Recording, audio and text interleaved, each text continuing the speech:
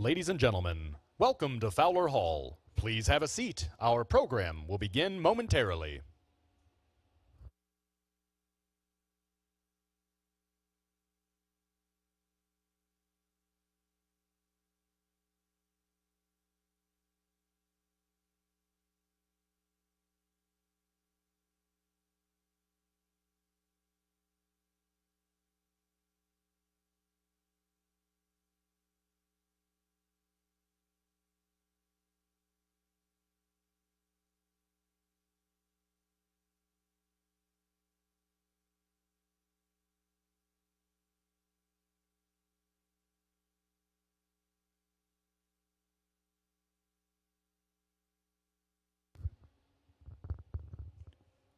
Thank you for joining us this evening. Please welcome to the stage Andrea Langrish, Managing Director of the Center for C-SPAN Scholarship and Engagement.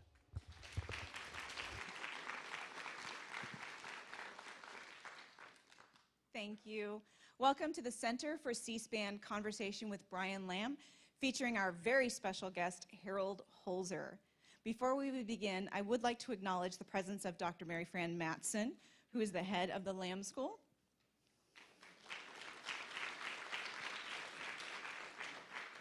Dr. Robert Browning, who is the faculty director of the CCSE. And Sheila Klinker, our representative from Indiana. Sheila. I would also like to introduce our interns who will be assisting in tonight's event. Avik Patel. Avik, raise your hand. There. Chad Smithson. Jaden Weiss. And Ivan Porras. There will be Q&A later on in the program, so if you would like to ask a question, please make your way to one of the microphones on either side of the stage. If you need assistance getting to the microphone, please raise your hand. Avik or Chad will be by to assist you. And tonight, we are privileged to have with us Purdue alum and C-SPAN founder Brian Lamb.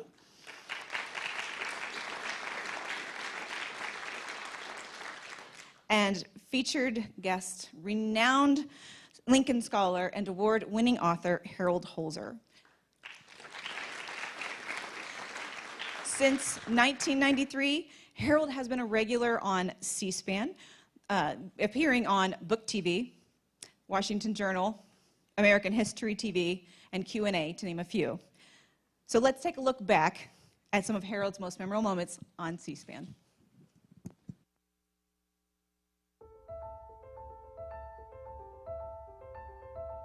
Ladies and gentlemen, co-chair of the Abraham Lincoln Bicentennial Commission, Harold Holzer.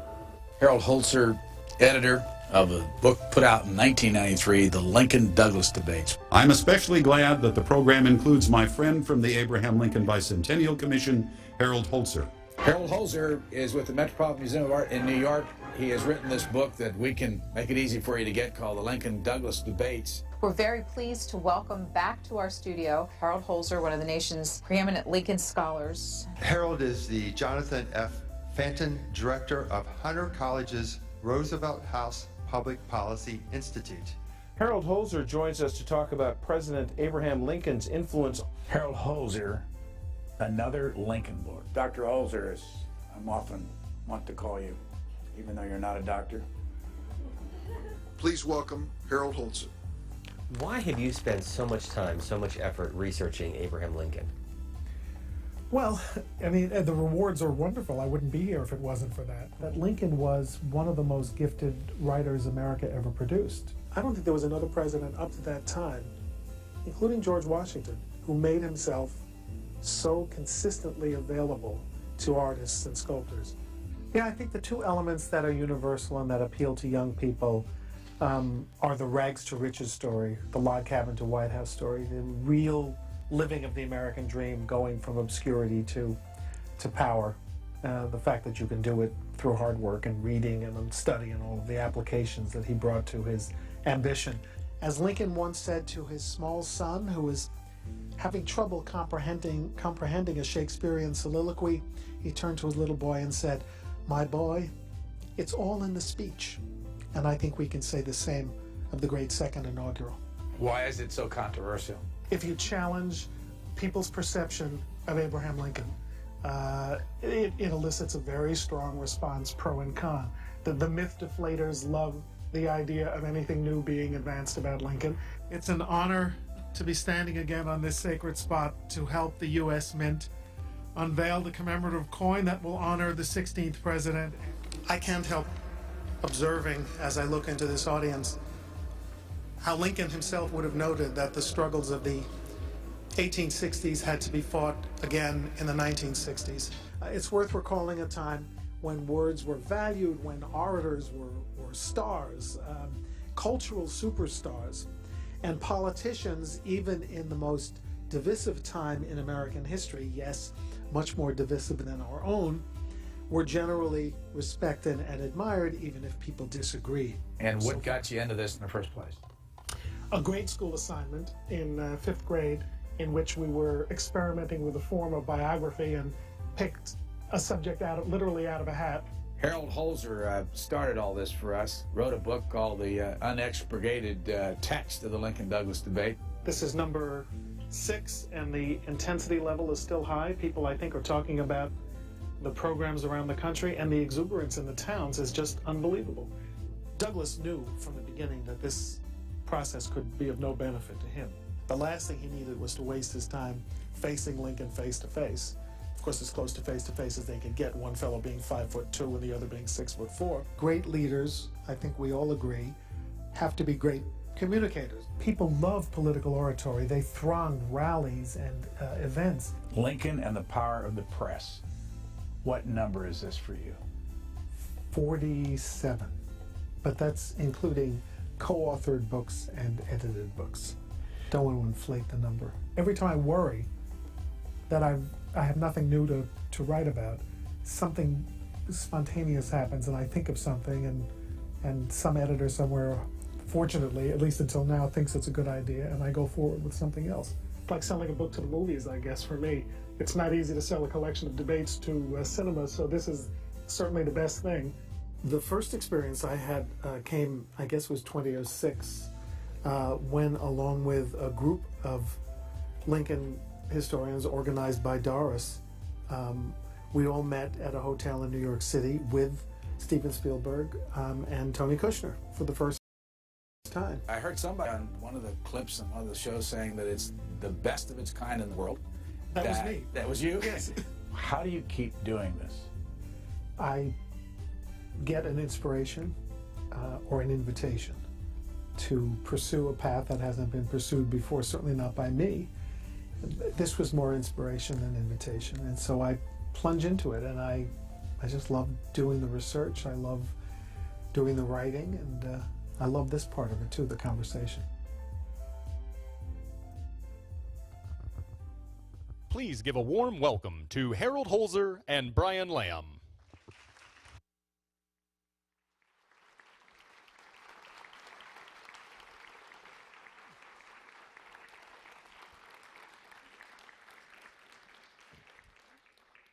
Good evening, everybody. The first thing I want you to know is that I have not given Harold any idea what kind of questions we're going to ask.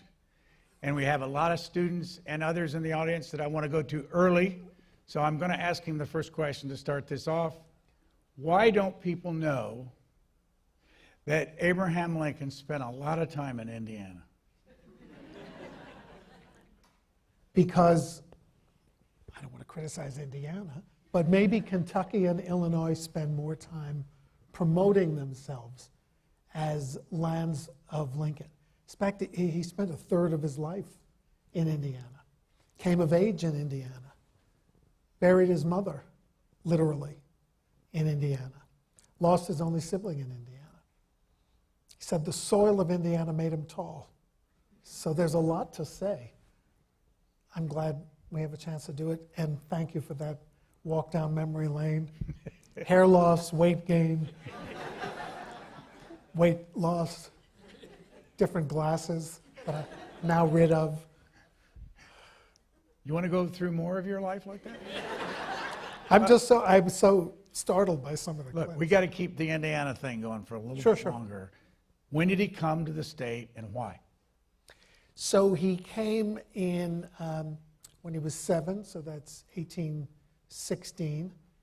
And he came because his father was a terrible business person, and he had to secure land titles in Kentucky, and he found out that the cabin and the land he owned in Kentucky did not have a secure title.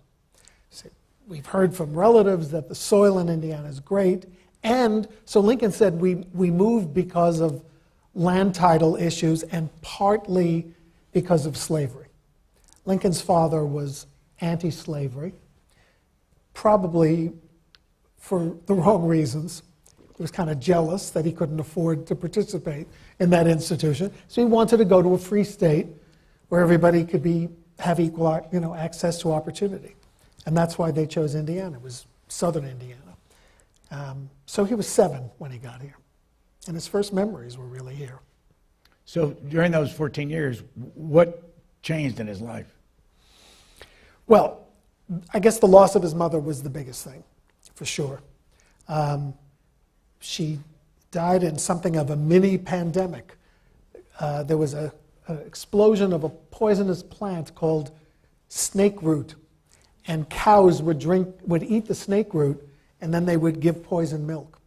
And some people were susceptible to the poison, and others weren't. His mother was susceptible, and it was apparently a really brutal and agonizing death. And they're in a one-room cabin in Indiana, and they see it. He was 8.5 years old. That was the great loss of his life, obviously, but the great gain was to come soon thereafter. His father left Lincoln and his sister alone for months when he was just 9 years old. And he went back to Kentucky because he'd heard that a woman that he'd liked had lost her husband. So he went a-courting, I guess. I mean, if there was a neighbor today, you would report the neighbor to Child Protective Services. He found the woman, Sarah Johnston. He said, we might as well get hitched. She said, okay. She had children. She needed a husband. Thomas Lincoln, Lincoln's father, paid her debts, took her back to Indiana, and she got it there. She found these 2 children who she said looked like wild beasts. They hadn't bathed, they hadn't cut their hair, and she took care of them. She mothered them. She brought furniture. She brought books. Lincoln had never had books. And he immediately gravitated to this new source of knowledge and this inspiring woman who he just adored. And the feeling was mutual. So he got a wonderful, wonderful stepmother out of it. And then, did all the things that boys did, things that he later hated, like hunting and torturing turtles, things like that. He said it was a wild, wild region, untamed. So it was remote, a little frightening, howls of wolves and roars of bears in the night. And this state is where he had an axe. He said, an axe was put into my hands for the first time. From then, my enemy were trees, logs, and grubs. And so, the manual labor made him a pretty robust physical specimen as well. And he credited Indiana. Also his first schools, his first and only schooling. He only spent a year in school altogether. And all of the teachers were itinerants who wandered through Spencer County, Indiana, and set up shop for a month or 2. And that's the kind of schools that he went to. He made fun of the teachers, but at least he learned to learn in Indiana. If he were to walk in here right now, he might, you never know. What's the first thing you'd ask him? So I've always said, and people say I'm wasting my opportunity, I want to know what it was with him and his father. Historiographically, we're now going back, if some of you have seen some of the recent documentaries about Lincoln, we seem to be moving back to the idea that, his father wasn't that bad. He's been given, the role of his enemy. He wanted young Abe to work on the farm. He didn't want him to read and waste his time. Farmers had a lot of kids in those days, so they could have the girls do kitchen work and the boys do farm work. And Lincoln was the only boy. He had a brother who died in infancy, a younger brother. So his father needed him to work. So now the theory is, oh, his father wasn't that bad. Lincoln did not go to his deathbed and did not go to his funeral. And even though he promised his stepmother on the last day he saw her, right before he went off for his inauguration, she said, promise you'll build a gravestone for your father. And he said, I promise. So that's the one promise Honest Abe didn't keep. And there's something there that I can't quite get at. I think young people should forgive their parents. I mean, when I was their age, I didn't forgive my parents. But I think people should forgive their parents, cut them some slack. But I'd like to know what it was that caused this deep alienation. And by the way, could have made him an indifferent father, or father who believed in capital punishment, not capital punishment, corporal punishment, as Thomas Lincoln did. But Abraham and Mary Lincoln were very indulgent parents. They let their kids run wild, to the consternation of everybody. What would be your second question? Okay, Mr. Lincoln, your reputation has taken a battering in recent years on the subject of race. We know you signed the Emancipation Proclamation, but people have unearthed these quotes you uttered in the Lincoln-Douglas debates, and when a delegation of free African Americans visited the White House in 1862. They're pretty rough. They don't stand the test of time. So did you foresee that there would ultimately be a biracial society in the United States? Or is it something you could never have fathomed, which is why you flirted with the idea of voluntary colonization for a long time? So I would ask him about race. But he was a 19th century man. He's not a 21st century man. But I do believe he thought black lives mattered, because he did not want black lives and black souls and black hands to perform labor that was uncompensated. I think that means that black lives matter as much as anybody's life. We're going to go to students and others in the audience. I don't know whether you all know this, but Purdue has some fabulous students. And I'm going to call on Grace Hassler. Students are sitting along the side to ask the first question, and we need the microphone. There you are, Grace. Where is the microphone? Right over there. Please come up to it and fire away. Make it tough. You've gone very easy on me so far. So far. Okay. I can't believe they made me work to come to the microphone. I thought they'd, walk it to me. Yeah, sure.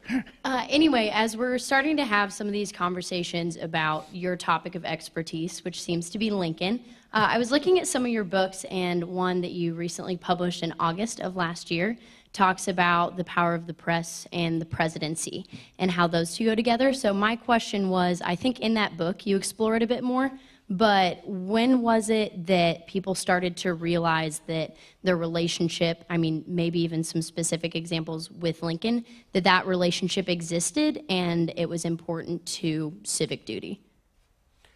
It's a great question. You've never asked a good question like that. That's a really good question. That's why I call on Grace. Well, I say in my book, who was the first president to complain about fake news? And the answer is the first president. George Washington used the expression false news, but he believed the press was too critical, attacked him personally, and that was the beginning of the political party press, Federalist and Democratic, then Jackson and anti-Jackson, and in the Lincoln era, Republican and Democratic newspapers. So everything was seen through a political lens. Some of us who look at MSNBC and Fox now and don't like what the others are doing and won't watch the other, it was the same problem in the Lincoln era. So people were deeply aware way before Lincoln. John Adams, for example, signed a law in defiance of the First Amendment that made it a federal crime to criticize or mock the president.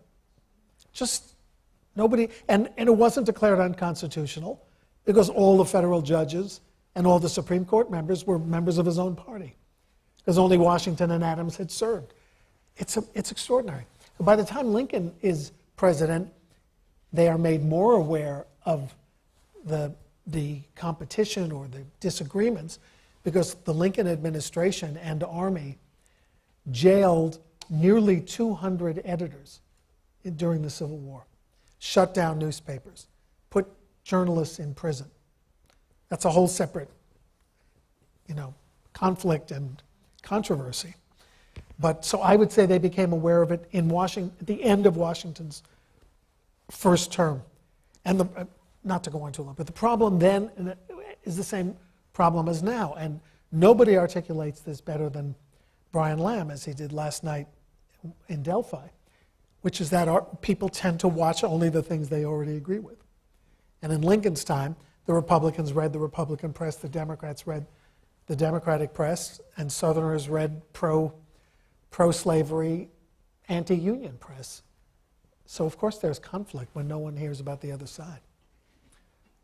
Grace, I meandered a bit, but I hope that answers. Chevelle, where are you? There she is. Another graduating senior. We're going to lose the best. So I'm currently taking a class in the Civil War, and I'm learning a lot of new things about Lincoln. He was very steadfast in his beliefs, but he also was pretty flexible in certain ones, such as his movement from conciliation to pragmatism. And I'm wondering, are there any beliefs or positions he had that he was more flexible on, or that he was steadfast on, that you were surprised by or didn't expect? Well, he was steadfast on his duty before the Constitution to preserve, protect, and defend the Union. He never wavered from that. And the Union, the idea of the Union, which we don't think about that much today, had a sacredness to him. The union of the states, the acceptance of the compact of being together in this great experiment, was inviolable. And he didn't think there was any possibility of anyone leaving because they disagreed. Got into trouble in Indianapolis for taking that rather serious precept too lightly. We can get to that.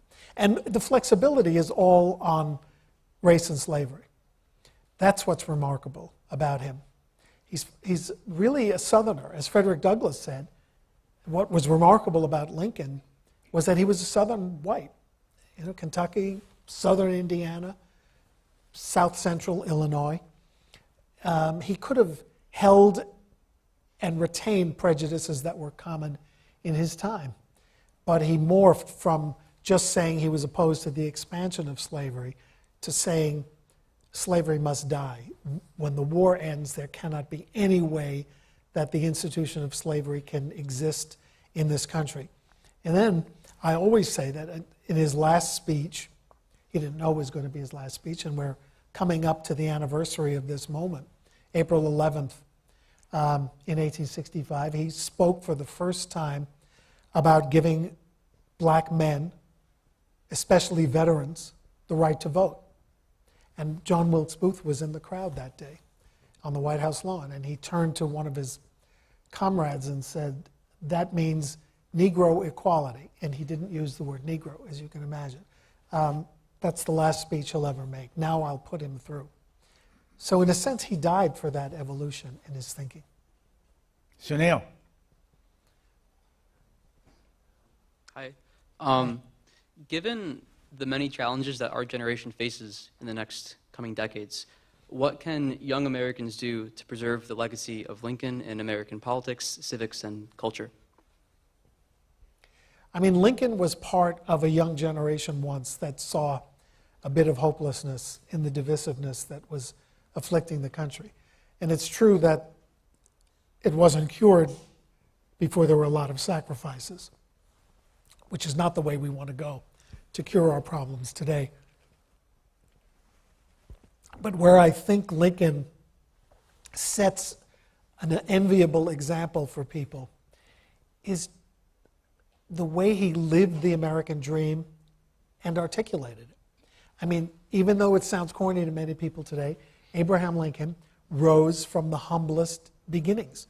Look at the way he described his hardscrabble Indiana childhood. I mean, he loved it in retrospect, but it was hard. And he was in the middle of nowhere down in Spencer County, and he somehow educated his way, read his way, became an activist, as they understood it in the early part of the 19th century, and not only bettered himself, but obviously went literally from, the cliche log cabin to the White House. But he also left the words to inspire you and every generation. The idea that every person should have an equal chance in the race of life. That's what he fought for. That's what he was all about. And those speeches he made toward the end of his life were, they're sacred American gospel. Just beautiful, beautiful writing. And so he lived the American dream and articulated it. How many times was he defeated for any kind of office? He liked to say, I've only been defeated once by a direct vote of the people, which is true.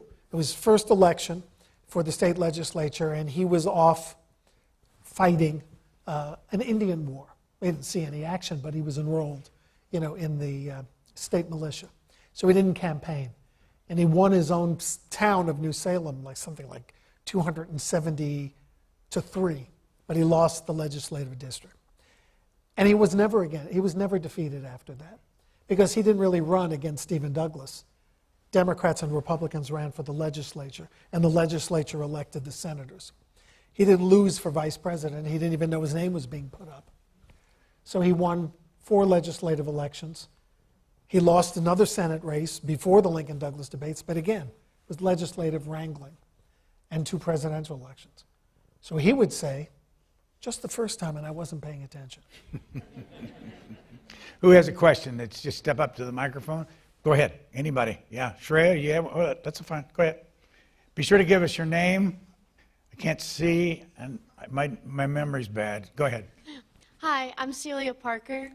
So I was reading your book, The Presidents versus the Press, and you talk a lot about how Lincoln harnessed the media in his pre-presidential campaigns to kind of gain traction, and then he kind of changed the way that the media framed the president, and he was, the first newspaper publisher to become president, and then he continued to have a really strong grasp on the media in during his terms.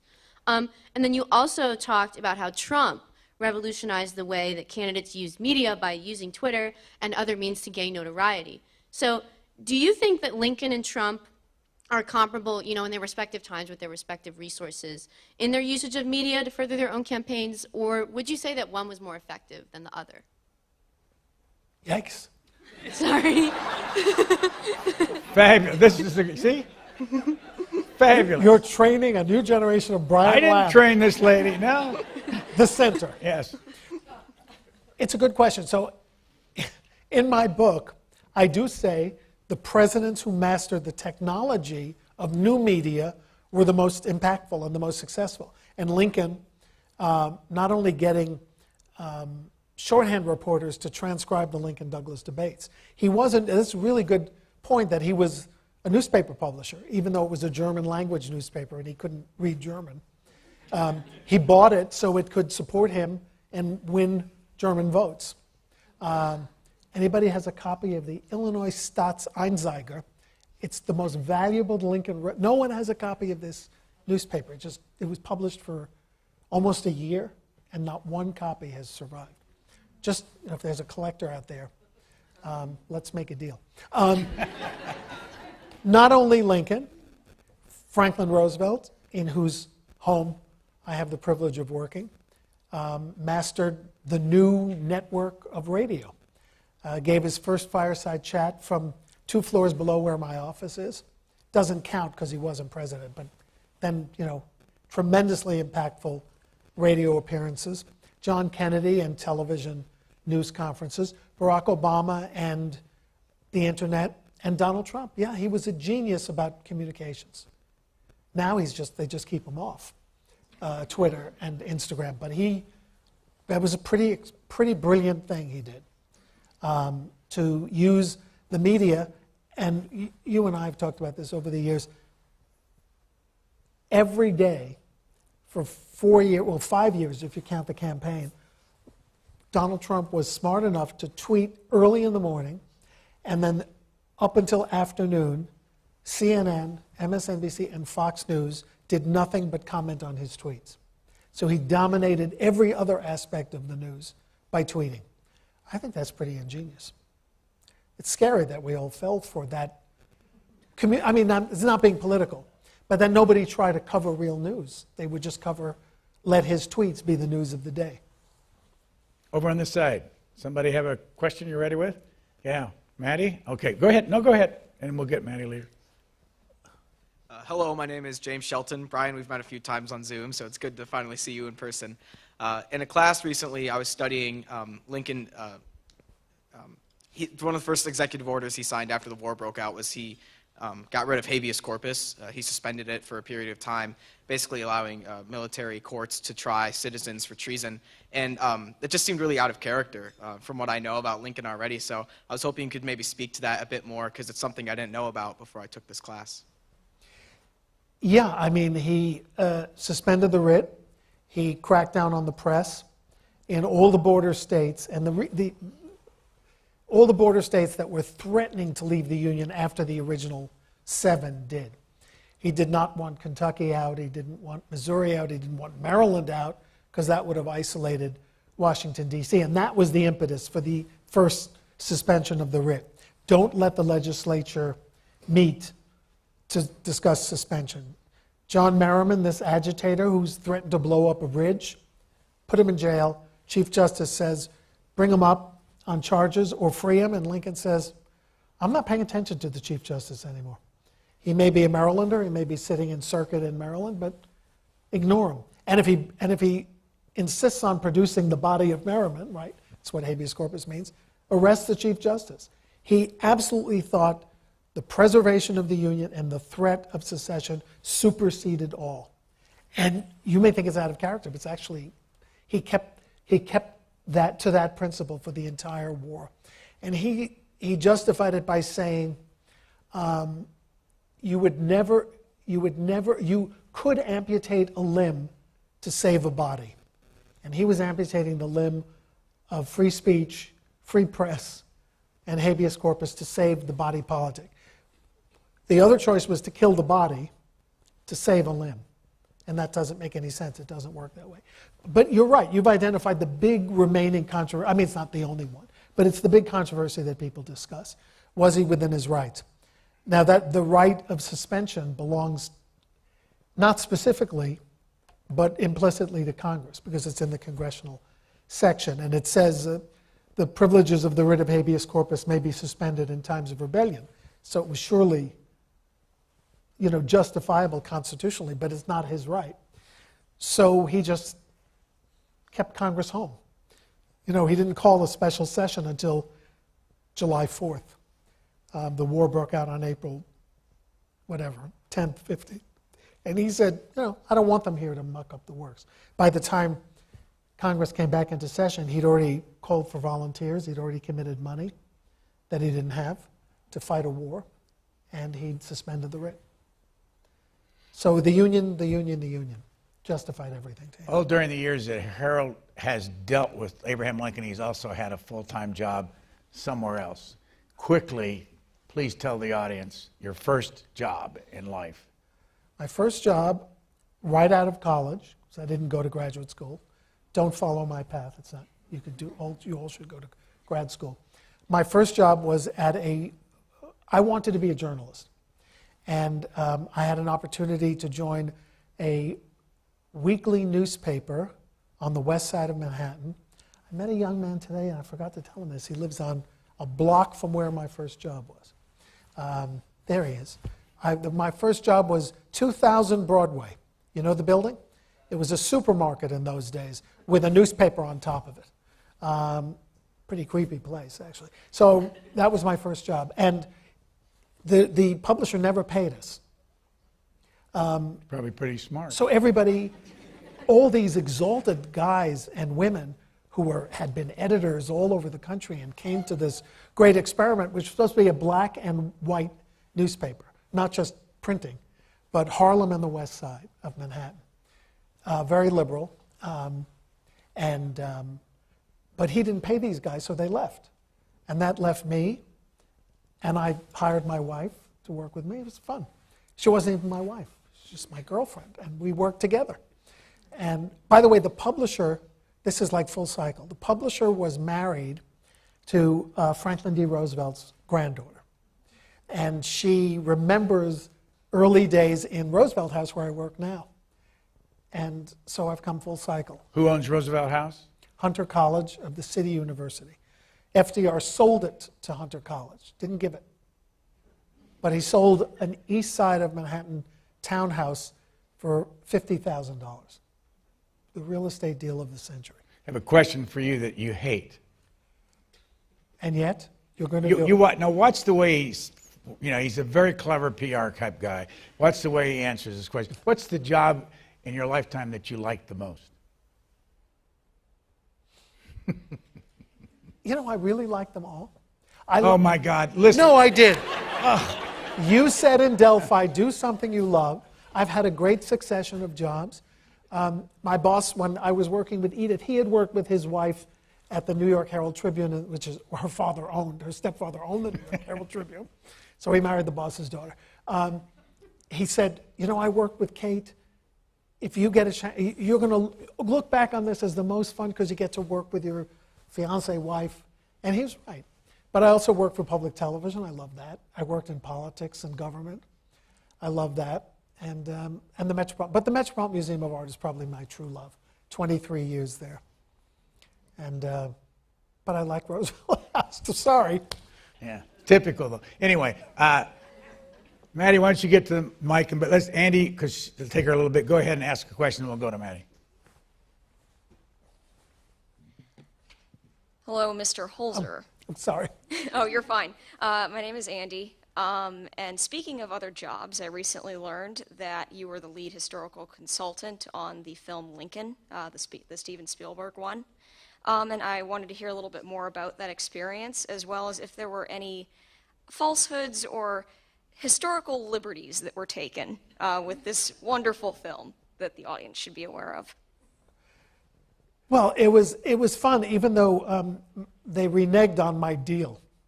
It was fun because I got to work with Tony Kushner on his work, fact-checking his script and hanging out with him. And he's, just an absolute genius. Brilliant, funny.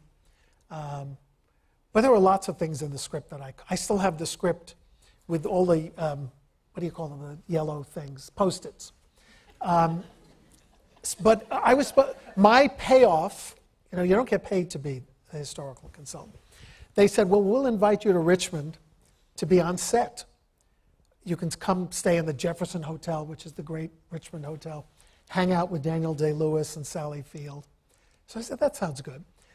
So I got my ticket, and I got a call from Tony Kushner. Harold, they don't want you on the set. I said, my bag is packed. Oh, you can't come. Daniel Day-Lewis doesn't want any more modern, bearded people on the set. I would add an adjective, but I'm not going to.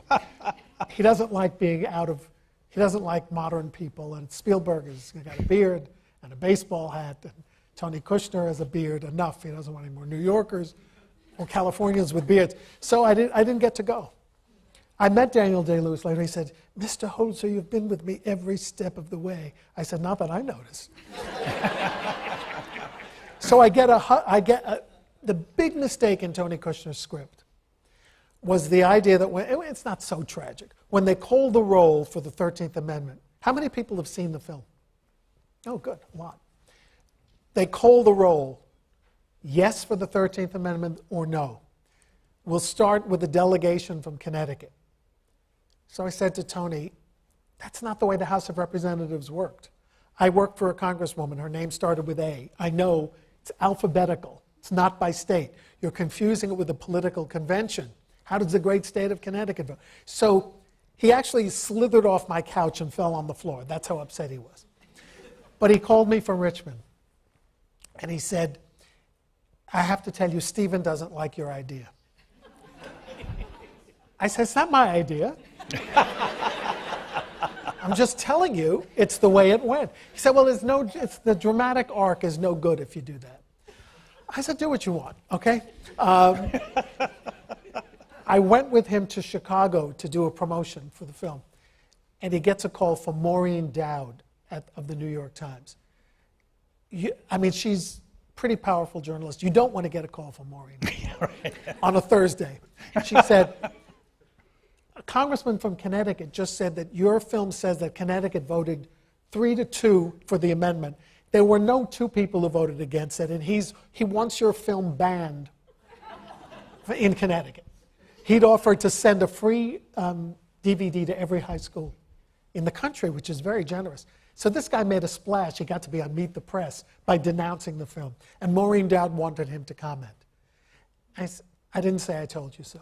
But he actually told her, and it was in the New York Times, I should have listened to Harold.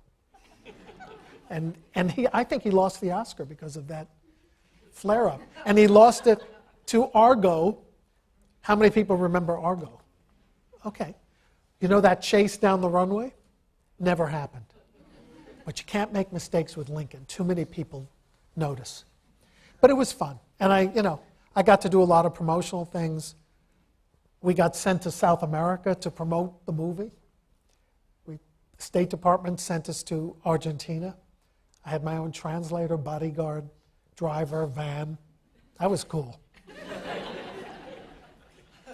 And I got to tell Daniel Day-Lewis off. You will notice that Harold has led a very boring life. Maddie. Forget about me, Brian.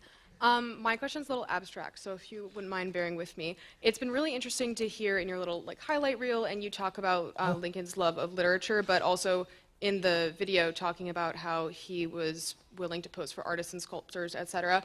I'm wondering if he read a lot of fiction and if you think that influenced his leadership styles in a way that was different from maybe other presidents or civic leaders that we've had. That's a great question. He read Shakespeare long before he became a theater aficionado. So I think that counts for reading fiction, right? He loved the histories, he loved the tragedies, he was so conversant with them that he could recite soliloquies, and he did to artists. You talk about artists. But there's no record that he ever read any novel. And even Uncle Tom's Cabin, which I find almost unfathomable. It was such a big news, story in the 1850s. And we know that when he was president, he checked out from the Library of Congress a book called, it was like a nonfiction guide to Uncle Tom's Cabin, like discussing who these characters, who Simon Legree and who Uncle Tom, all represented in fact. And Harriet Beecher Stowe wrote it to justify, it's like a backup to her fictional account. And so we know he took that out, but he didn't read novels for some reason. But Shakespeare and poetry, yes. Loved Robert Burns, loved a maudlin poem called "Oh, Why Should the Spirit of Mortal Be Proud?" and recited it at the drop of a hat. Used it in a eulogy to, was it Henry Clay or I think Zachary Taylor? And he recited it so often that it was attributed to him after a while. And he wrote poetry, right here in Indiana. He came back here in 1844 to campaign for Henry Clay for president. In, trying to think of the town. I will think of it. But he campaigned here in Indiana, and he had a prosaic and a poetical reaction. The prosaic reaction to Indiana was, when I was a kid, it took hours to get anywhere on these awful roads, but I was for internal improvements, which is what they called infrastructure in those days. Henry Clay is for infrastructure, and now it only takes 6 hours to go 10 miles. And what an improvement. So that was his prosaic reaction to Indiana. But he was kind of depressed, coming back and seeing his mother's grave. His sister had died in childbirth, and he was vicious to his brother-in-law, blamed his brother-in-law. So you can see the psychology, but he was very close to his sister. He visited her grave. And he wrote a poem about coming back to Indiana. He said, I felt poetical when I was here, even though I may not have succeeded in the poetry. Chad, where are you? Oh, there you are. Question. Hi, Mr. Holzer. Thanks for coming. I recently read your book, Presidents versus the Press, which has come up already. And in many of the profiles you did on the presidents, you explain how many of them explicitly state that they look up to Lincoln or they hold him as an idol of theirs. And I was wondering if you could talk about why you think so many presidents from each party still do that. What have they to get out of that? And do they live up to it? It is an extraordinary phenomenon. And I've been able to do research on this. Originally, only Republicans could lay claim to Lincoln. Woodrow Wilson was a big Lincoln admirer. He sort of, in fighting with Theodore Roosevelt and William Howard Taft in 1912, each of them decided that fighting for the mantle of Lincoln was going to be part of their campaign. Taft was supported by Lincoln's son, so his way of getting right with Lincoln was to go up to Vermont and play golf with Lincoln's son. Sort of a Gilded Age way of identifying with Lincoln. TR loved Lincoln. His Secretary of State had been Lincoln's private secretary. So he felt deeply connected. And his father had known Lincoln. Got out of the draft by taking advantage of the monetary exclusion in the first draft bill. He had seen Lincoln's funeral as a little boy. It's a photograph of the New York City funeral with two little boys on the third floor leaning out of a window. God, it's scary. And that's Theodore Roosevelt and his brother Kermit watching the funeral in New York City. But FDR made a real attempt to woo African Americans to the Democratic Party. And he thought that the way to do it was to seize Lincoln as part of Democratic memory, not Republican memory. There are records of his saying that. And although it's hard to believe, FDR did not win the black vote in 1932. That's how strong African American voter affiliation was with the party of Lincoln. But in 1936, the Democrats had won the black vote, and it's 85 years. So he did it through Lincoln. So why did they do it? Because he was the greatest president. And I've gotten to speak to presidents. They all identify it very strongly, even for the most arcane reasons, with Abraham Lincoln. But they all, I mean, I never spoke, I've met Donald Trump, but I never, before he was president, I never talked to him about Lincoln, but all the others. Just intense recognition, mostly of the suffering of the presidency, how hard it is. Can I tell a quick story about? No. Of course. About first President Bush.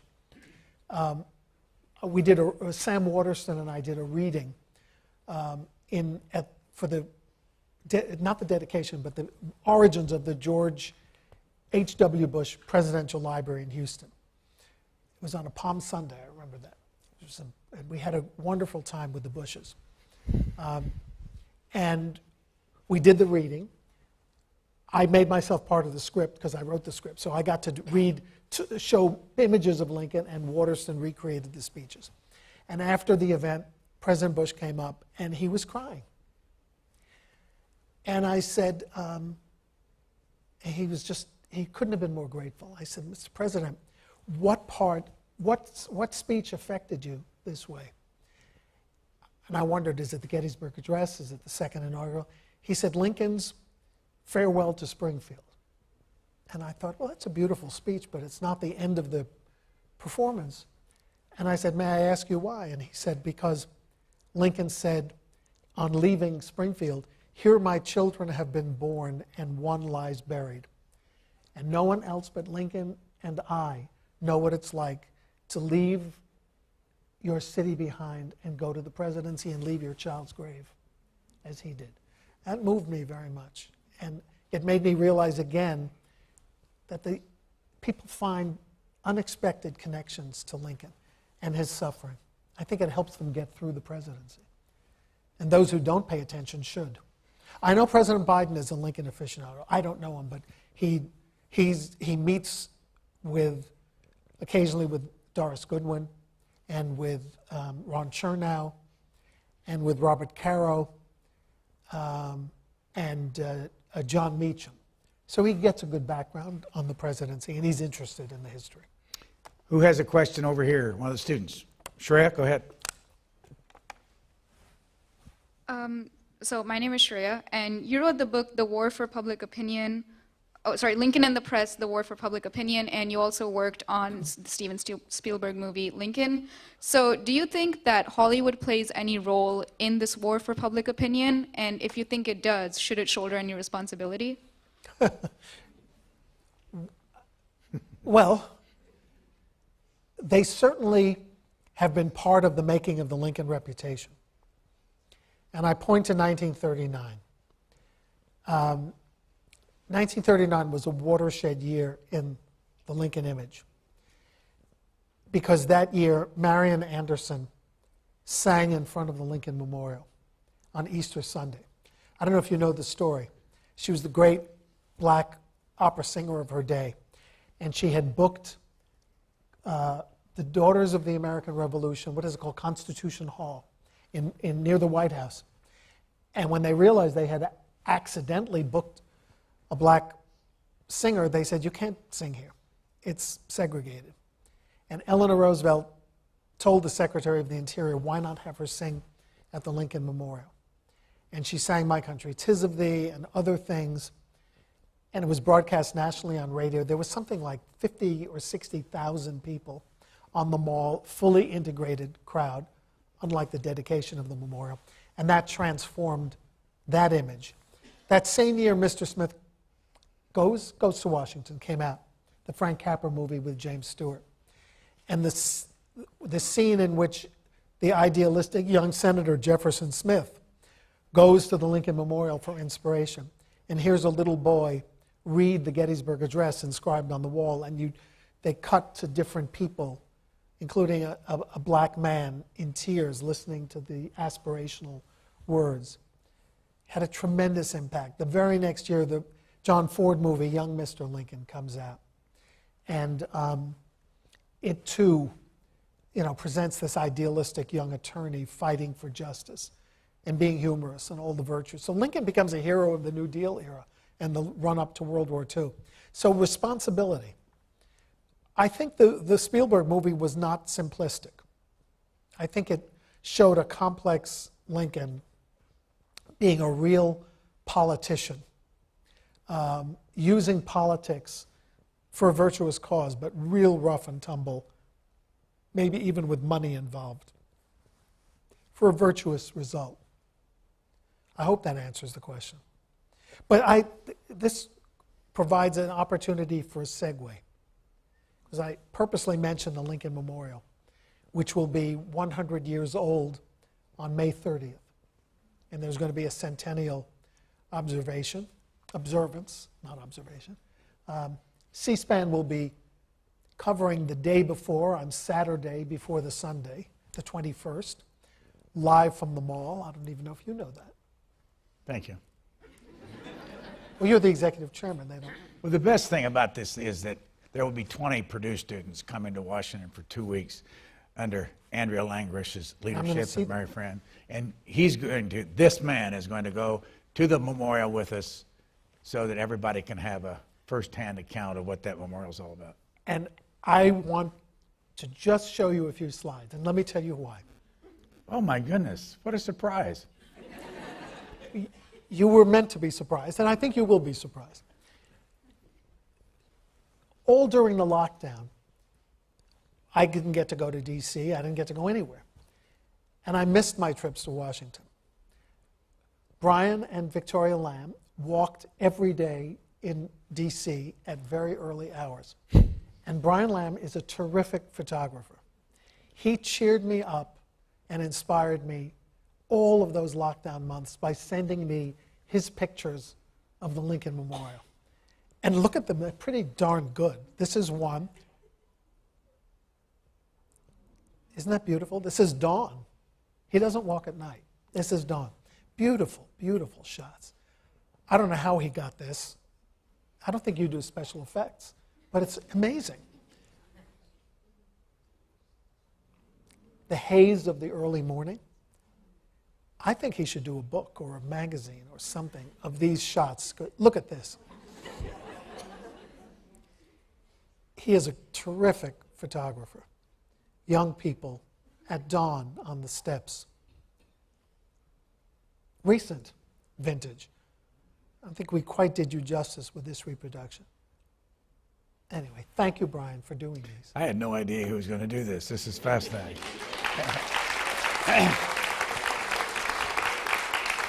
By the way, I have 3 speeches about Daniel Chester French, the sculptor, about whom I wrote a few years ago. One at the Norman Rockwell Museum, one at the Salmagundi Club in New York, which French was a member of, and one at the Arts Club of Washington. And I'm going to be showing these slides, and all of those talks, stay away if you dare. They're really great. I have to say, though, my walking partner, Victoria, my wife, is sitting down here, and it's really got us through COVID. Every morning we get up, go down at about 5:45, walk the mall, that whole area, and our fabulous students who are coming to watch, they're going to do some of that, and they can join us at 5:45 in the morning if you'd like to. You still do it, right? Huh? Oh, yeah, absolutely. And that's how I got through. Edith would say, we should really walk, and I'd say, I can't, I got to wait for the photo. Kept me totally indolent during the lockdown. And it was just with the old little pocket camera you have on your phone, and anybody can do it, and there's nothing special about what I did except we were there with this beautiful background. Who's got student? Yes, sir. Next question. Somebody want to stand at the mic over here? Just go on, get up there, and then we'll move it along. Yes? Sorry, thank you for your time. My name is Alex Brophy. Just a quick question. Did you also consult on Abraham Lincoln Vampire Slayer? Yes. Yeah, really. They came to me and asked me about the sets and what kind of pen Lincoln used. This is really important stuff. Would he use a feathered quill? And I said, absolutely not. Steel pens. That was they all come like with one question. I mean, Spielberg was different. I thought that was a pretty cool movie. Why were people so determined to maintain slavery? And that was the answer. They were monsters. To my embarrassment, I have a real question. I didn't expect an answer on that one. I know.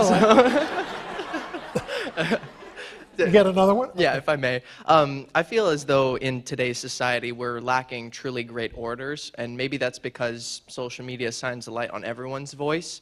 But I feel like we as a society revere Barack Obama, regardless of his presidency, for his ability to communicate. So do you feel that in today's society, with Lincoln's ability to communicate, would he be revered more for the actions that he completed in his presidency, or would he still be remembered as that great speaker? It's a great question. I think it has to be a combination. And Lincoln was a great communicator, but remember, for all of the romance of Lincoln as a homespun orator, if he was speaking here, he would probably be heard in the back because it's a fairly compact auditorium. But when he spoke at the Lincoln-Douglas debates, I can't imagine that 15,000 people heard him in Freeport. He just didn't have the range for it. He could be heard, but he had a kind of a tinny voice, and it took a while to warm up. If you read the reports about his Cooper Union address, it took 10 minutes.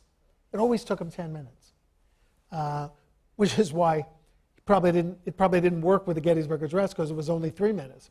His second inaugural was only 9 minutes. So he needed 10 minutes to wind up. But yeah, I still think great oratory matters. Look at how people are riveted to President Zelensky. And he's mostly not speaking English. But he has a wonderfully, he's a performer. He has a resonant voice and an impassioned expression. And he somehow communicates people, even if he's speaking through a translator. And it's also a matter of rising to the occasion, I think. But Obama's just a gifted communicator, as you say. Thank you. Sure. Mine isn't as quite a fun of a question. We've spoken a little bit about Lincoln's relationship with African Americans and with slavery and essentially ending slavery. And several months ago, Kenneth Feinberg visited Purdue, and there was a student who asked him about a hypothetical plan or a fund for reparations for African Americans. And in his opinion, a fund like that wouldn't be feasible. So would or would not? Would not. Mm-hmm. Yeah, so given his experience, he believed it would not be a feasible plan. So my question to you is, A, do you believe that President Lincoln would have supported some kind of fund for reparations for the family and descendants of slaves? And also, like, do you personally believe that a fund like that could or should exist? And if so, how do you believe it would work? So I think Lincoln, I mean, using the word reparations is as politically charged now as it was then. It was even more charged then. Remember, all the voters are white, which is why Lincoln talked about voluntary colonization in 1862, the year of a congressional election, knowing he was about to issue the Emancipation Proclamation, trying to make it seem like it wasn't a philanthropic act. But I think in his heart, he had a notion of reparations even under different terms. He was exploring the idea of land for African Americans. I think he spoke to General Grant and General Sherman at the end of the war about, you know, the classic 40 acres and a mule. I think he would have thought, he would have talked to Congress as the more progressive, they call them radical, I don't like that term. The more liberal, the most liberal members of Congress were for breaking up plantation spaces and giving spaces to people who had labored without compensation for generations. So that's kind of reparations. Financial commitments, I'm not sure he would have supported. The country was spending $2 million a day on the war in the last 6 months of the Civil War. That's just an enormous expenditure. And there was pressure on Lincoln to end the income tax. He'd introduced it. You can imagine how popular it was. And then there was an immense pressure. So I'm not sure he could have supported wide-scale investments beyond. And he also was interested in education. It's not a reparation, it's a catch-up, but he wanted education for African American students. He wanted, some people called them carpetbaggers, but he wanted educators to go into the South and establish schools for black children. So, did you actually ask me what I think about reparations? I think she did.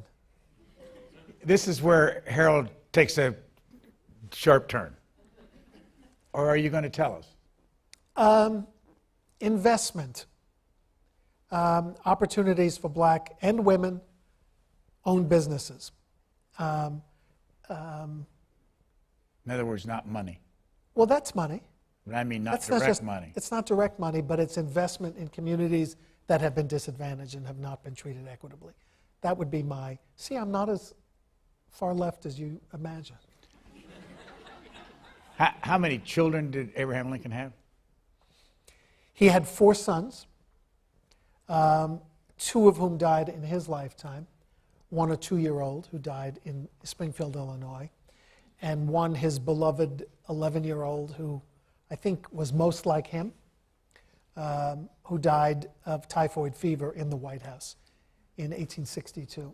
And it broke his heart, as one would expect, and broke his wife's heart and spirit, and probably her mental stability as well. When did the 3rd child die?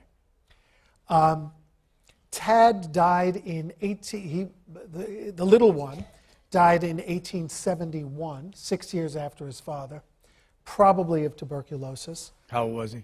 He was 18. And that left the oldest son, Robert, the one you would think he would be closest to, but he was probably the least close. Because Lincoln actually sort of had two families with one wife. He had Robert and then Eddie, and I think that was their family plan. And then Eddie died, and then Mary became pregnant with Willie, and then sort of quickly had Tad. So it was a gulf of about 10 years between Robert and Tad. And so he went to Congress. He was on the legal circuit when Robert was growing up. He didn't see that much of him. Lincoln was away from home a lot when he was in Illinois. But in the White House, he got, the office was at home. So he spent a blissful 1 year with Willie and Tad. And Robert was at Harvard, so he didn't see him. How tall was he? 6'4". But that's the equivalent of, 6'8", 6'9" today. How tall was Mary? We think like 5'2". Why As he said in Indianapolis when he came through, I'd like to introduce you to the long and the short of it. That's how he always introduced Mary. Why do we read so much today about their melancholia, their depression? Well, it's fashionable, I guess. But, I once made the mistake of saying, there was a book about Lincoln and depression, and a very nice young friend of mine wrote it. And I was asked by the Washington Post to do 10 misconceptions about Lincoln during the Civil War sesquicentennial year. So one of them was that he suffered from real, what we would call depression today. I said, most people who were depressed in the 1830s, 40s, and 50s simply ended their life because there was no psychological counseling and there was no drug therapy. And I don't think he could have done what he did and endured the Civil War had he not been functioning. Yeah, he was sad a lot. Anybody who sacrifices 750,000 people, not sad personally, but is responsible ultimately for the deaths of three-quarters of a million people. If he's not upset about that and depressed about that, he's not human. How many people But were people pushed back. I've got enormous criticism from people who were people suffering with depression. Said yes, people endured in the 19th century. They got past it. They locked themselves in their room for 2 days. People took razors away from them, as they did with Lincoln. So, sorry. No, sir. How many people were there in the United States in 1861? 20 million. And who could vote for either any presidential candidate in the year that he won? White men. In some cases, white men with property, but white men. Talk about where Lincoln was on the spectrum of human rights. The year that he won New York State, 1860, there was a referendum for universal suffrage for people of color. It lost 4-1. Illinois voted overwhelmingly not only to not allow black people to vote, but to not allow black people to enter Illinois. That was a referendum. No immigration into Illinois by free blacks. It's a tough time. I think this crowd would enjoy the story. You and Edith have had 2 daughters and 2 grandchildren, but you have a grandchild named Charles who is into things that I can't imagine most 14-year-olds would be into. He is. Hope he's listening. Well, he'll be mad at me if I talk about it. But Charles is, and has been since he was about 12, a theater critic and reporter. He was on a blog, I guess, called, what is it called, Edith? Broadway Kids. So he did theater reviews with 2 other youngsters. And then he started his own podcast. He's had about 102 episodes of interviews with theater veterans, ranging from Ed Asner, who's no longer with us, to Cheetah Rivera, to Harvey Fierstein for his 100th episode, Sheldon Harnick, the composer of Fiddler on the Roof. And since the lockdown was lifted, he's gone to 20 or 30 plays, opening nights, dress rehearsals. So he's just written his first chapter in a book at the age of 14 about the musical Annie and how it changed children's theater, because it was the first musical about a child for children and adults. He's a great writer, but he's also a fourth-generation critic. This is not the Holzer family, this is the Kirsch family. His father is a critic and an editor. His grandfather, his paternal grandfather, is a book reviewer for the Los Angeles Times and other publications. And his great-grandfather was the daily book critic for the Los Angeles Times. So he's fourth-generation critic. And he's not critical. He's the loveliest young man in the world. Spoken like a great-grandfather. All right. I feel like questions over here. Yes, anybody who's ready, just stand up. Go ahead. Anybody? Please. Hi, my name's Amanda, and nice to see you, Brian. My question to you, Harold, is what was your greatest challenge as a writer, since you've only written, 3 books, supposedly? And in your research about Lincoln, what was the hardest piece of information to find out about Lincoln, whether it was his personal life, his, career, etc.? What is the number on the books now, on Lincoln? 54. Okay. Lincoln and the Civil War. But as I said in the clip, edited and co-author. So the biggest challenge, I guess, was breaking into the field. And I've had some conversations with students about breaking into whatever field they're interested in. So, and I always talk about mentors. I initiated correspondence with really well-known Lincoln scholars, kind of audaciously starting when I was about 19, and they wrote back. And I was asking for advice. What do I do? I've written this like multi-volume biography of Lincoln. I typed it myself. I put pictures in it that I cut out of Life magazine and Look magazine. They said, hold on to that, but find something that no one else has dealt with and see if you can just find a niche, which was still possible in the 70s and 80s in the Lincoln world, and it's still possible today. So that's what I followed their advice, and they were great guides. The same fellow who gave me that advice published me when I was 25 years old in a journal. The hardest thing to find is, certainty about his marriage. I mentioned his relationship to his dad. And in recent years, that elusive German newspaper. One of the reasons we don't have it is that Lincoln was so happy with this publisher that when he became president, he appointed him to a foreign consulate. And then he told the Illinois State Legislature, I know this isn't Honest Abe either, to buy every spare copy they could find, because the legislature desperately needed back issues of this newspaper. They're old newspapers and they're in German. But he wanted to give the guy a stipend. I think he made him consul to Vienna, which is a nice post. His name was Dr. Theodore Canisius. So he got an extra $1,000 to take with him to Vienna. Buys a lot of strudel, as I've said on the air. So we have no copies. That's what I'd love to find. Next question, please give us your name.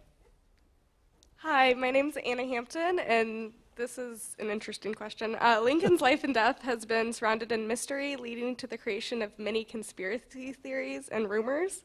How do you navigate these when communicating with the public? I had to ask a conspiracy theory question. I'm sorry. It's good because someone always asks about whether the assassination plot was broader than we think, and it involved members of his own cabinet, or did Andrew Johnson? Andrew Johnson couldn't plot anything, so I would exclude him from. But no, I lived through the Kennedy assassination. It's very hard for people to believe that a great or promising life can be snuffed out by a mundane, ordinary, angry person. It's just too heartbreaking. So we invent grander things. But with Lincoln, there's an arc of historiography about that conspiracy. First, it was the Confederacy and Jefferson Davis. They did it. Then it was Stanton, the Secretary of War. He wanted Lincoln out because he was too merciful. And then we got rid of that theory in the 1930s. It was the mad Booths. They were crazy. It was just an attention-seeking nut. The later theory, the current theory, which I think is true, it's the follow the money theory, which is that Booth was an agent of the Confederate government, but that his work was done with surrender. But when he contemplated the idea of black equality, he just could not bear it.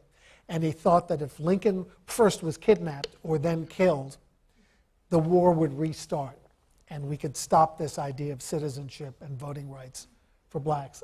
And I think that's what it came down to. Ah, look at all this. Let's go over here quickly. Good evening. My name is Joshua Steelman. My question is, what inherent traits of the presidency and the media, respectively, have caused enduring tensions between these two entities throughout U.S. history? Thank you. Sure. Well, the enduring tension is the presidents want the press to say really nice things about them, and the press wants to find cracks in the, they want the opportunity to cover everything. Now I think it's more negative than it was earlier. And the president doesn't always want the press there. And the press doesn't always want to be nice to the president. So I think that's the inherent tension. They both have different jobs. The president's job is to lead and sway public opinion, and the press's job is to analyze those efforts and report to the public. Both totally legitimate. And they can, with presidents who have a lot of self-confidence and a lot of skill, and press corps that are really smart, I think it can happen. And FDR is my example. He somehow was convincing enough that no journalist wrote about his physical disability in 12 and a half years of the presidency. And I looked everywhere. What agreement was there? I found reminiscences by two photographers who said, he had a really tough job, and we didn't want to make it any harder. And so no photographs in a wheelchair, no photographs of him being lifted in and out of cars or trains or boats, and sort of a news blackout, very generous news blackout. You can say that they didn't do their job, by the way. That's another question. This might be a little awkward, but because these folks have worked so hard about questions, I want you to ask a number of questions. We'll go back and forth, and then we'll consolidate those, and Harold can talk about them. What's your question, please? Hi, my name is Ruby. Thank you for hosting this. It's giving me a chance to actually talk to people that I see in television. But my question is, what do you think Abraham Lincoln will handle the Ukraine crisis if he's still alive? And or what do you say if he's still alive? Or he will comment on White House decision about Ukraine or any of these diplomacy affairs? Hold on to that. We'll go over here. Next question. I should write them down. My name is Raymond Tan, and I was going to ask about President Lincoln's personal moral incentive for the abolition of slavery as well. It's actually something I disagree with. My U.S. history professor, and he's my mentor currently. I love him dearly.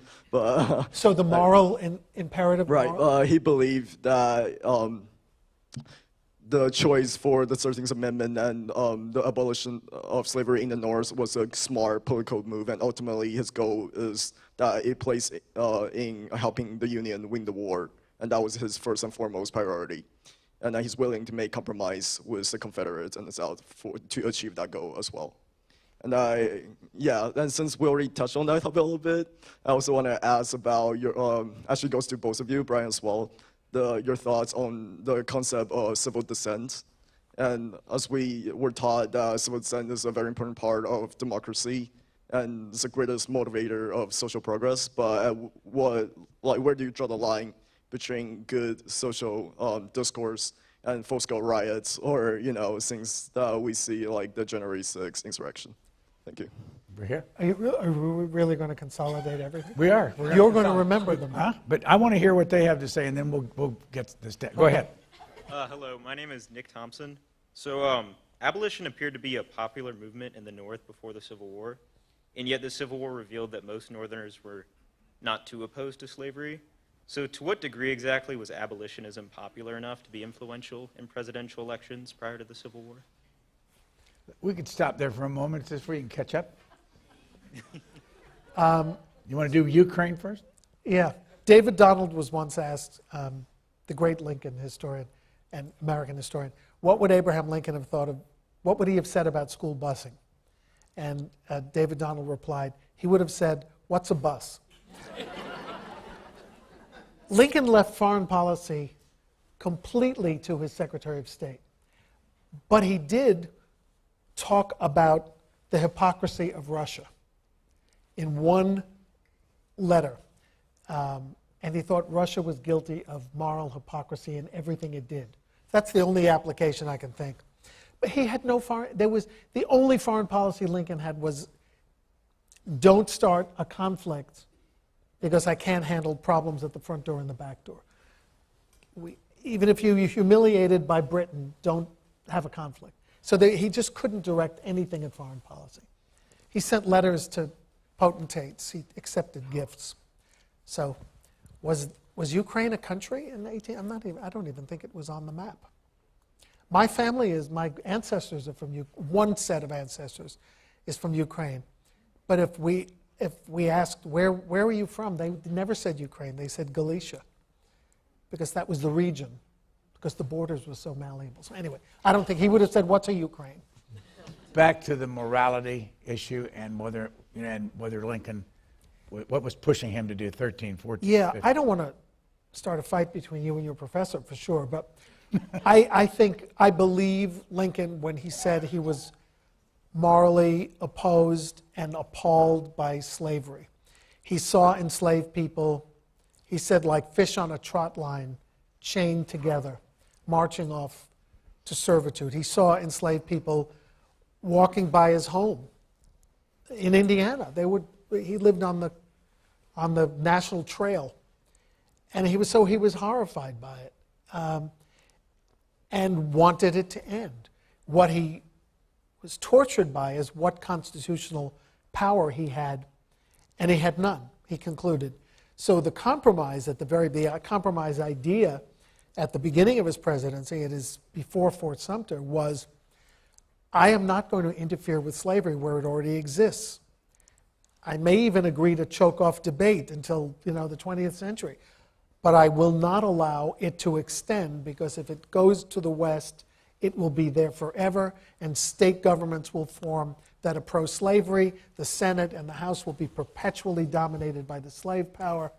So that was political. But once the shots were fired at Fort Sumter, I think he knew that he would find a way to end slavery. So yes, of course, he always couched it as saving the Union, because that was the popular concept. You couldn't sell people early in the war on dying for the benefit of black people. You just couldn't. And the young man who asked whether abolition was a popular movement, no, it was a fringe movement. I mean, I might get pushback on that, but I don't think it was a popular movement. It was, they were mob attacked in Boston. Garrison was attacked in his own allegedly enlightened home city. Newspapers attacked all over the country, in Illinois and Washington, D.C. It was a moral force, but very, being pro-abolitionist was way out there before Lincoln's presidency. But I do believe he believed in seizing the opportunity as commander-in-chief to issue the proclamation at long last to get it done. But the 13th Amendment, he didn't have to do to win the war. That was pure moral leadership. What percentage of the vote did he get in 1861? 39.8. 1860. I'm sorry, yeah. But a lot of electoral votes in 1860. Lowest in history? No, Adams was lower in his Was he victory president? over Jackson. Matt? JQA. Yeah.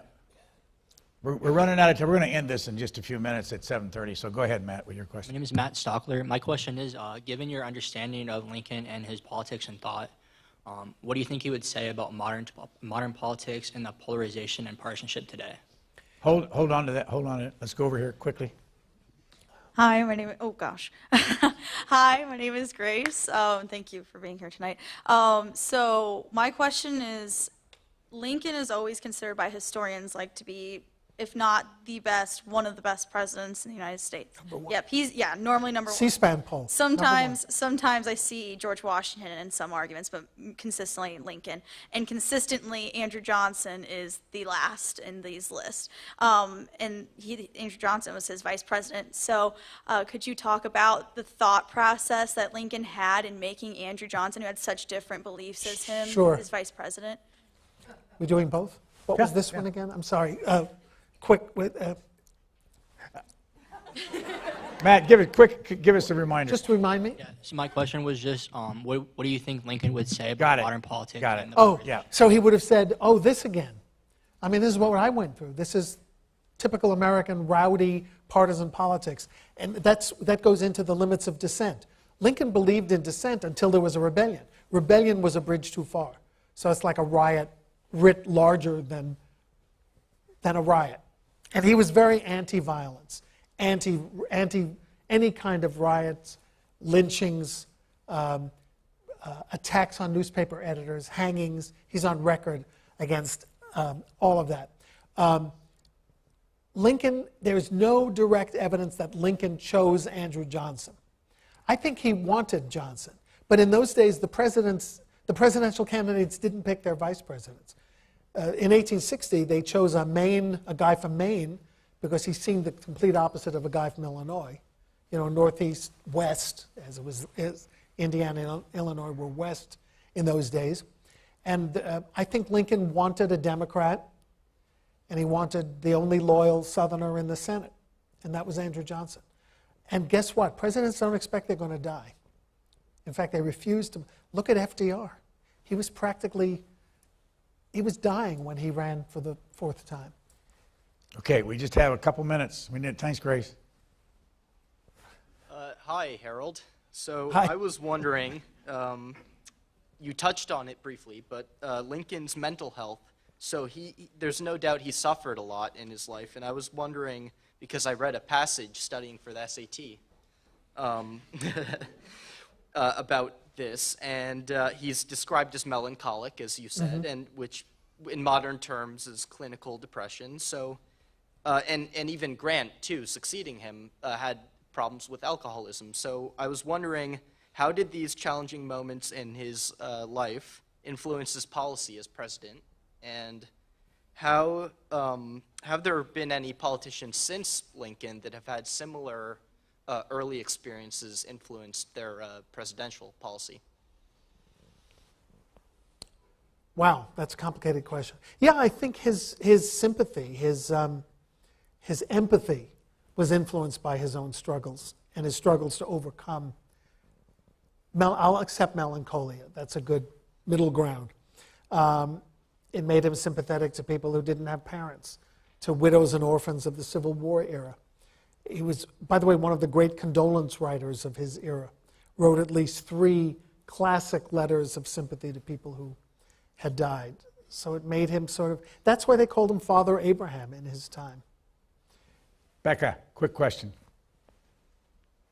Hi, yeah, my name's Becca. Hi. I'm going to switch gears and ask you a bit more of an anecdotal question. How did you two meet, and how has this friendship grown so much, as we have seen? We're not friends. Never been friends. He asked me to be on book notes. I said, really? What an opportunity. And I got to meet Brian Lamb. And we did become friends. And I've been very lucky to have him as a friend and Victoria as a friend. And I missed him. I haven't seen you for 2 years. It's worked out okay, though. We've been able to. I really actually interviewed all the interviews. did on books kept seeing the name Alexis de Tocqueville pop up. I saw the name Lincoln Douglas debates pop up. And whenever I saw that, I said, well, why are these people writing about all this? And I walked into a bookstore one day, and on the top of a file cabinet was a book by Harold Holzer, Lincoln Douglas debates. And I said, you know, I don't know anything about the Lincoln Douglas debates. So we called him up and asked him if he'd do an interview, and that's when it started in 1993. And if you get on the C-SPAN archive that Robert Browning here, professor at Purdue, invented, you'll find that he has had, how many, Andrea? 79. We're not counting, We just though, are looked. we, Harold? Andrea looked it up before we started. 179 different videos that he's appeared on over the years, in the last 30 years on C-SPAN. So it's been a tremendous experience for me. I knew nothing about any of this, so thanks to Harold. And by the way, that C-SPAN survey, I know someone said Washington. The C-SPAN survey is like the most respected survey of historians. It's every transition. Every transition, yeah. And Andrew Johnson was the lowest rated again. And I think I may be responsible for that. So, I mean, there are a lot of us. We don't know how many. He never tells us how many historians. But they got to the question, you know, rate, you rank the presidents from 1 to 10. So ranking President Trump, ability to communicate. I mean, I can't say he couldn't do that. I think he's one of the best at that. So, you know, I deducted a little bit because it wasn't always the truth.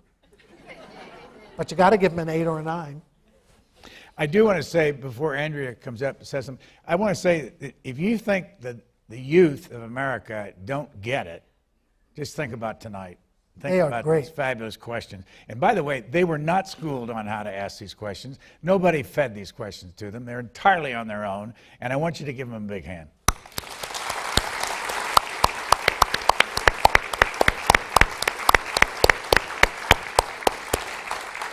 And as much as it hurts, let's thank Harold Holzer.